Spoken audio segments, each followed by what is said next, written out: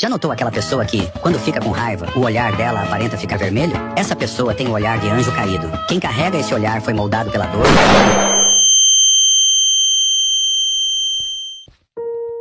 Se eu te falar que sou desse jeito, emojis gulosos e molestados.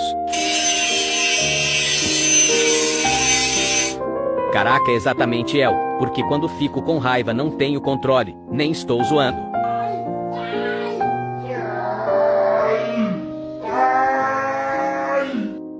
Quando eu mostrar meus reais pensamentos, não terá ninguém para impedir minha loucura.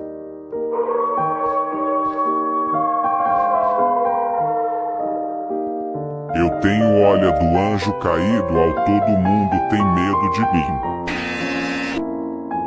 Eu preferia que meu olho não ficasse vermelho e molde guloso. Parece a marreta do Chapolin.